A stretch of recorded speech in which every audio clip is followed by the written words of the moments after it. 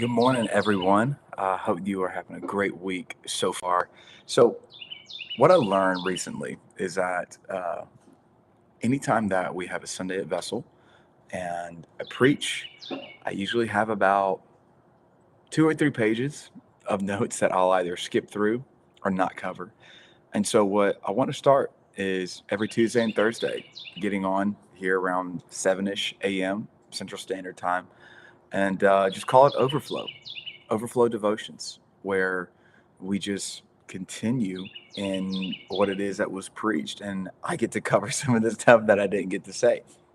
So today, I want to talk to you about Matthew chapter 9, and I want to preface with, in case you didn't watch the sermon, I'm not going to tell you to go back and watch me preach, but I will say the entirety of the sermon, it's actually a launch into a series around how we become the bride. Uh, we are, as the church, the bride of Christ. We are to be that one that models and shows the same exact love, mercy, grace that Jesus exampled here on the earth. Whenever you enter into the church through his blood, through his name by being baptized, as well as through his spirit by being born again in the spirit, you are now a part of the bride. You're part of the church. And there's a lot of things that I believe we assume about the church, even as Christians, even as people that go to church every single Sunday. A lot of assumptions that are made without really truly understanding what it is that the church was meant to be, designed to be, what it is that we're supposed to do, how it is that we're supposed to operate in this earth. And the big thing that we talked about was kind of this twofold mission of the church, which is supposed to be personal formation and purposeful mission, right? Personal formation means that when I go, I don't just expect to uh, get a message where I rediscover Jesus again, right? But rather, I want to be reminded of who he is and be formed into more like who he is. Have more of his heart, have more of his mind, have more flesh carved out, and be made more and formed more into his image. So that's what the church is supposed to do: personal formation, help the believers become disciples. Because being a believer is not the same as being a disciple. You can believe in Jesus and go to church, all while not being a true disciple of Christ. And that's scary, right? That's scary. But then on top of personal formation, it's also purposeful mission. Purposeful mission. I am formed that I might be sent. I am I am carved, I am molded, I'm clay on the potter's wheel, that I might be able to go now and be a witness. I might be able to go and do what Jesus said to do and make disciples, right? And so, with that, something that I wasn't able to cover was in Matthew chapter 9. This is where we get the story of Jesus actually calling Matthew. This is where we see, and so just listen to this, listen to play out.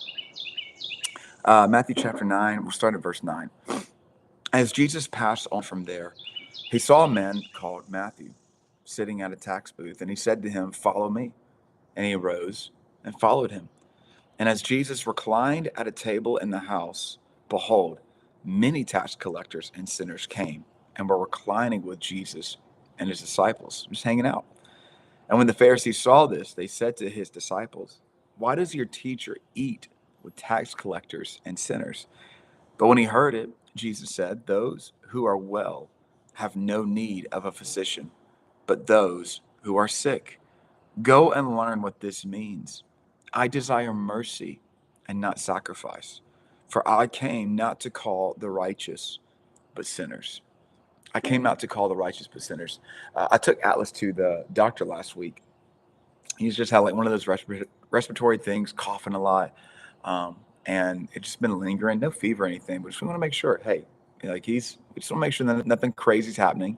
So we're just being proactive. And so I take him to the doctor, and imagine if I would have took him to the doctor and the doctor asked, "Well, why are you here?" "Well, my son is sick." Whoa, whoa. What do you mean your son is sick?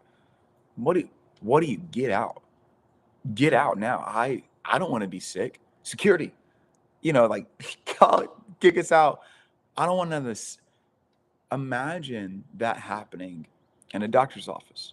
Imagine being told no whenever you go for the very reason that you are meant to go, right? I feel like that's sometimes what takes place within the church. And we forget that a part of personal formation is living out the purposeful mission, knowing that there are going to be sick people that come through the church, not just sick physically, but there's broken people that come through the church. There's going to be broken people that make up the church. That's why you can't separate the church from broken people. You can't. And just being honest, that's why scandal happens in the church. That's why you have leaders that don't lead well in the church. It's because it's people that were welcomed in, that were broken, they were sick, but that maybe they never got better. And that's an interesting thing, because I think it's discernment on their part and the church's part, right? But I think it's also a symptom of this kind of ideology that we've made, where you can be a believer, but we won't challenge you to be a disciple. And so I got a really, really great quote I want to read to you. Uh, Ronald Rolheiser said this: "The church is always God between two thieves.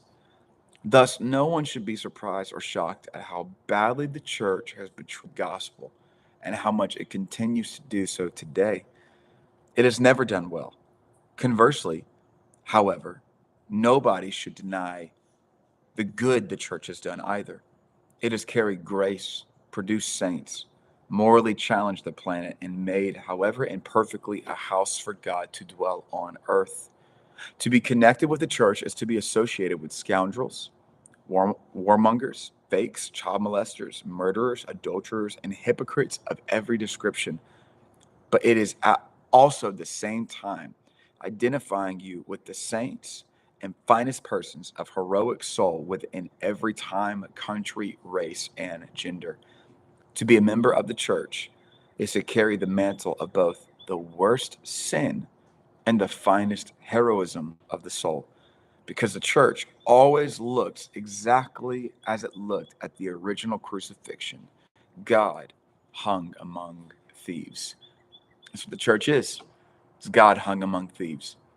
Us as people, once enemies of God, people that lived after the flesh and not after the spirit, God hung between two thieves. And so, what I would pray today is ask that you consider, how have I, perhaps intentionally or unintentionally, tried to prevent the sick from entering in? And then, how can I make sure that I am not just allowing an idea of the church to give life to a lifestyle that is contrary to God's spirit and word, but truly going through the process of personal formation every day, placing myself on the potter's wheel and saying, I'm sick, I'm broken, I know there is enmity within me that separates me from you, and Lord, I submit myself to you today. Make that your prayer, and make brokenness your mission. Become familiar with the brokenness of others. Become familiar with the suffering of others, that you then might be able to live out purposeful mission as God forms you into his image. We love you so much, and we'll see you again, maybe on Thursday, 7 a.m. For more overflow. Have a great day. Be blessed. Be a vessel. In Jesus' name.